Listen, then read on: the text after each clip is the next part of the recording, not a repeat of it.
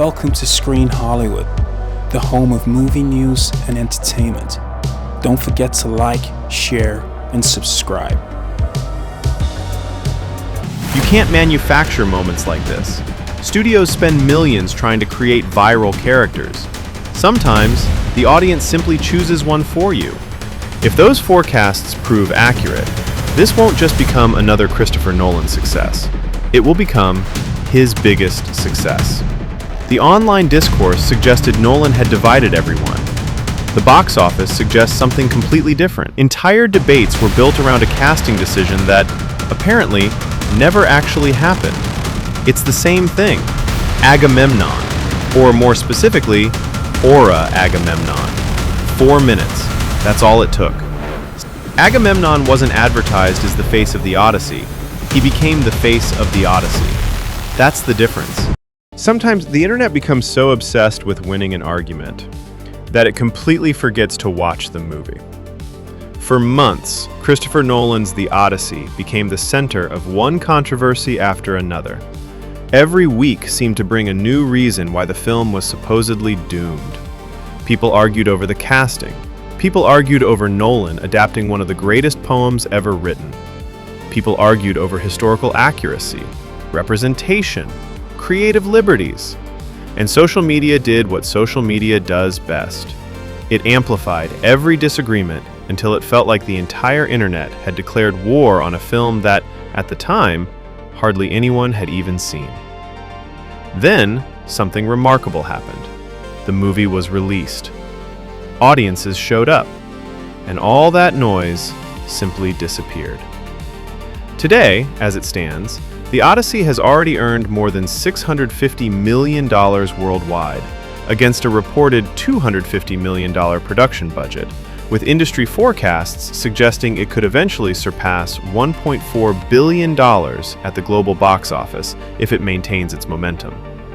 If those forecasts prove accurate, this won't just become another Christopher Nolan success. It will become his biggest success. Think about that for a moment. The director behind The Dark Knight, Inception, Interstellar, Oppenheimer, could now have his highest-grossing film based on a 3,000-year-old Greek poem. The irony is almost unbelievable, because according to the internet, this movie was supposed to fail. The difference between the internet and the real world. One thing I've noticed over the last few years, social media has become incredibly good at convincing itself that it represents everybody. But it doesn't. It represents the people who choose to engage, and they're often the loudest voices, not necessarily the majority. We've seen this pattern again and again. A trailer releases, people dissect every frame. Entire narratives are created before anyone has even bought a cinema ticket. Within hours, the conversation stops being about the film and starts becoming about everything surrounding it. Sometimes that's justified. Sometimes genuine criticism deserves to be heard.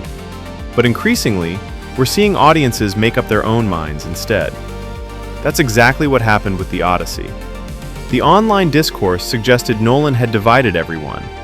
The box office suggests something completely different. Millions of people simply wanted to watch a Christopher Nolan film. Nothing more, nothing less. Perhaps the strangest example was the discussion surrounding Elliot Page. For months, social media was flooded with claims that Christopher Nolan had cast Page as Achilles. People became furious. Arguments exploded across every platform: videos, posts, comment sections. Entire debates were built around a casting decision that, apparently, never actually happened. When audiences finally saw the finished film, they discovered Page wasn't playing Achilles at all. Instead, Page portrays Shinon, an entirely different character within Nolan's interpretation of the story. The remarkable thing isn't simply that people were mistaken. Mistakes happen.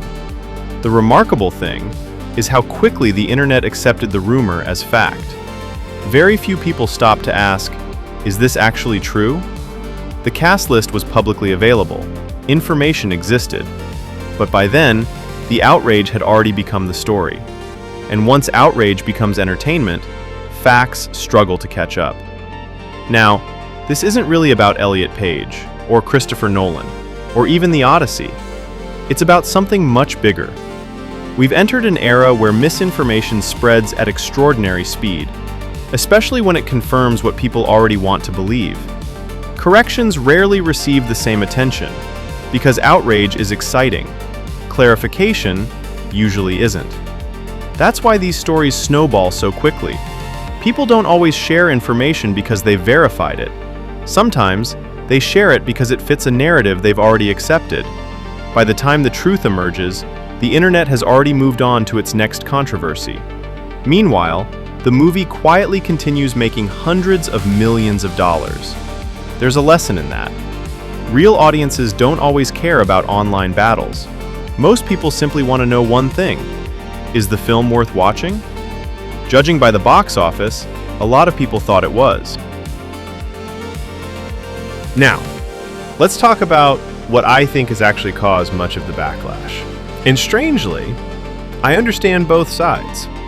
Christopher Nolan wasn't trying to create a page-for-page adaptation of Homer's The Odyssey. He never was. He's adapting it. That's an important distinction. If you're someone who spent years studying Greek mythology, or you've loved the original poem your entire life, of course you'll notice every deviation, every altered character, every reinterpretation, every creative liberty. And honestly, I completely understand why that might frustrate you. When you love source material, every change feels personal. But here's where my opinion differs. Let's try an experiment. Imagine, for just a moment, that the Odyssey had no source material. Pretend Homer never existed. Pretend this was simply an original fantasy adventure released in 2026. Would people still have the same complaints? Personally, I don't think they would. Because stripped away from comparisons, this is simply a very good film. Strong performances, excellent direction, huge scale, compelling storytelling. And compared with some of the uninspired blockbusters Hollywood has delivered over the last decade, it actually feels ambitious. That's something I've been saying a lot recently. Whether it's horror, science fiction, or historical epics, Hollywood finally seems willing to take creative risks again. And honestly, it's about goddamn time. Not every risk succeeds, but I'd much rather watch ambitious films that occasionally stumble than safe films that say absolutely nothing. One thing I've always admired about Christopher Nolan is that he doesn't chase trends. He makes Christopher Nolan films. Whether you love them or occasionally find them frustrating, you always know you're watching his vision. He doesn't compromise much. He doesn't explain everything. He trusts the audience. That's become increasingly rare in modern blockbuster filmmaking. And perhaps that's why audiences continue rewarding him. Not because every film is perfect, but because every film feels like somebody actually had something to say. Imagine being Christopher Nolan. You've spent years making one of the biggest films of your career. You've assembled one of Hollywood's greatest casts. You've recreated Homer's epic on an enormous scale. You expect people to spend months discussing Odysseus, the Cyclops, the Trojan horse, the emotional ending. Instead, the internet becomes obsessed with a man who's on screen for about 4 minutes.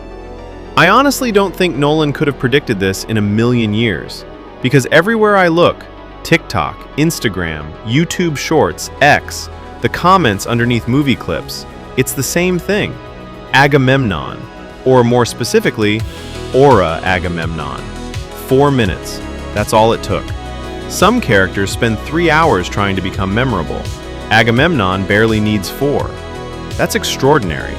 It reminds us that cinema has never been about screen time. It's about impact. Some of the greatest movie characters in history aren't the ones who appear the longest.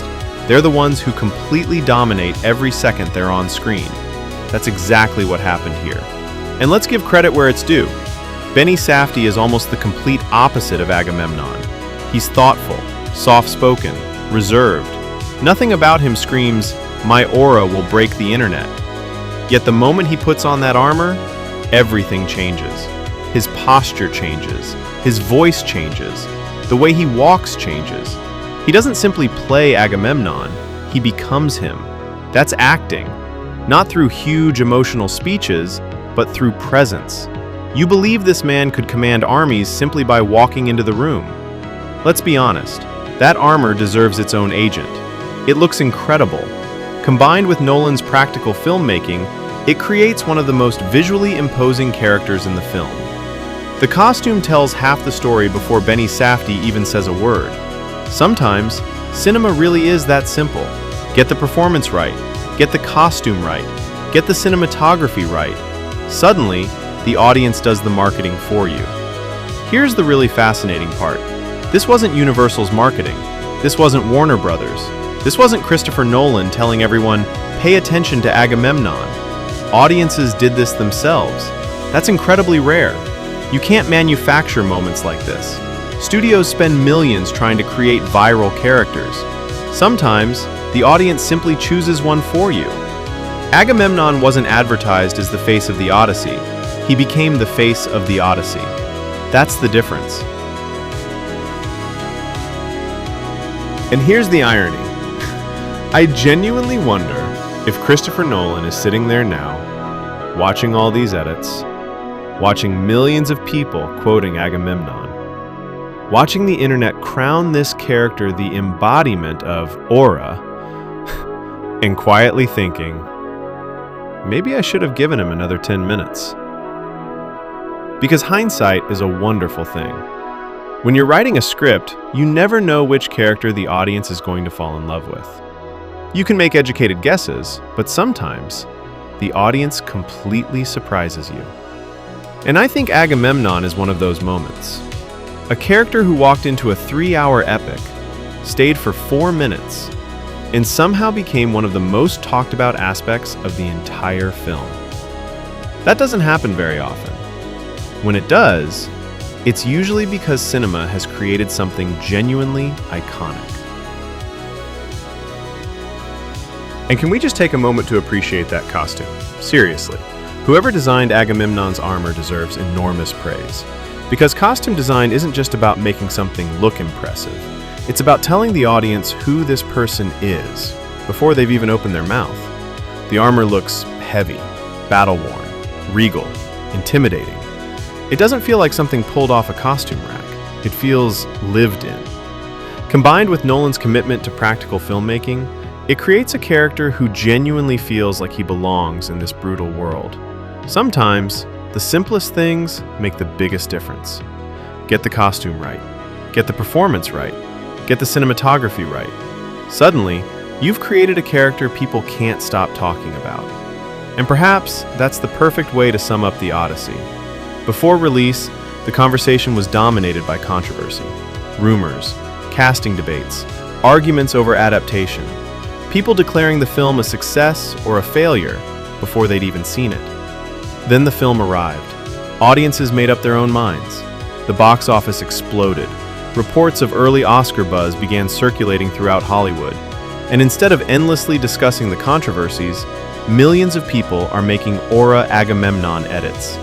If that doesn't perfectly illustrate the difference between internet discourse and real audience reaction, I don't know what does. The audience always has the final word.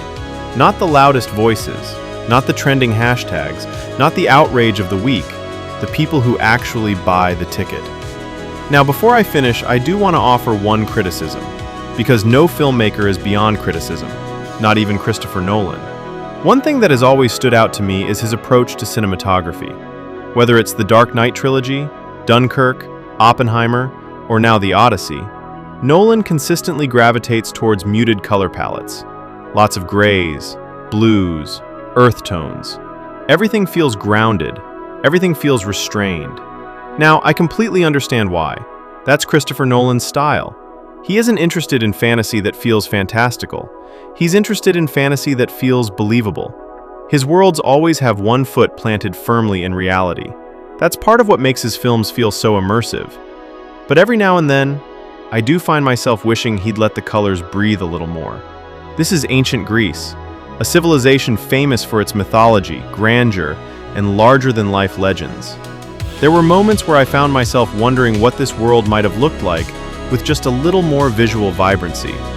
Not enough to lose Nolan's grounded realism, just enough to make certain moments feel even more mythical. It's a small criticism, but one I've had with Nolan's films for years. Whether The Odyssey ultimately becomes Christopher Nolan's highest-grossing film remains to be seen. Industry forecasts suggest it could. If they prove correct, the irony will be impossible to ignore. A film many people wrote off before release, a film surrounded by relentless online arguments, could become the biggest commercial success of one of the greatest directors of his generation. And perhaps that's the lesson Hollywood should take away from all of this.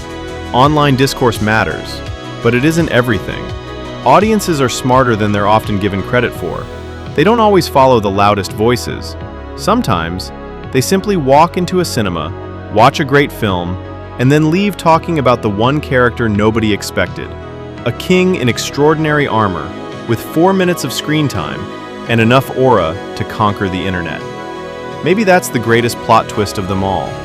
If you enjoyed this analysis and want more movie deep dives that go beyond the headlines, don't forget to like, subscribe, and let me know your thoughts in the comments below. Also, bookmark and subscribe to our news site at screenhollywood.com. Do you think The Odyssey deserves to become Christopher Nolan's biggest film? And, be honest, who had more aura than Agamemnon? Until next time, this is Screen Hollywood, Beyond the Headlines.